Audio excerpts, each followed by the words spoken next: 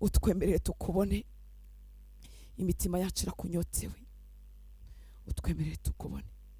Nta kindi tuzanye, nta rindi turo dufite, ariko tuzanye umutima ufite inyota, tuzanye umutima ushaka imbaraga zawe, tuzanye umutima urimo kuvuga ngo satura ijuru tukubone mu itorero ry'u Rwanda, satura ijuru tukubone mu miryango yacu, satura ijuru tubona abasore basiganwa n'abakobwa basiganwa bavuga ubutumwa bwiza, satura ijuru tubona abagore n'abagabo b'abakozi bawe buzuye imbaraga, satura ijuru Uwiteka Mana Nyiringabo, itorero ryawe rigaragare mu bwiza bwawe, satura ijuru twe kurinda kwamamaza ko turi abakristo, ahubwo niba tureba basange turibo, nk'uko abakristo b'igihe cya mbere babisaba Kristo kuko babarebye bagasanga barasana Kristo. Satura ijuru Mwami, uzana itandukaniro, uzana impinduka Uwiteka Mana Nyiringabo.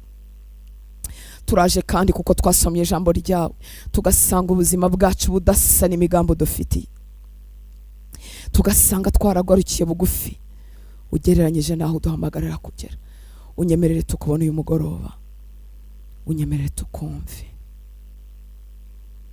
umanuke mu mbaraga zawe, usanga umuhungu wawe n'umukobwa wawe yaba apfukamye, aho yaba yicaye, aho yaba yiherereye.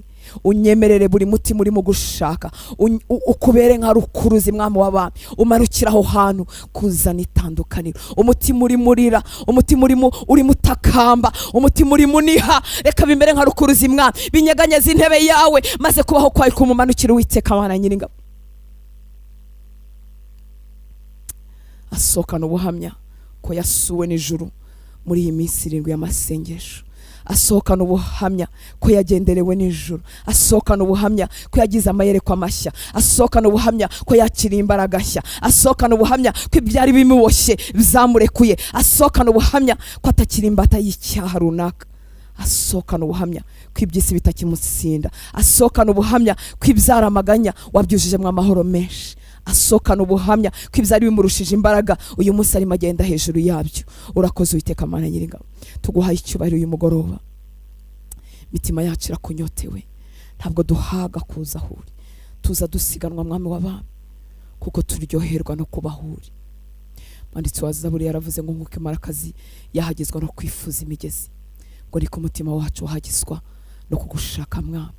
Turakwifuza, reka watakaje inyota Mwami, turimo dusenga yumva inyota yo gusenga imugarukamo, reka watakaje ibihe byo gusenga no kwinginga no kwiyiriza, igihe dusenga Mwami yumva izo mbaraga zimugarukamo.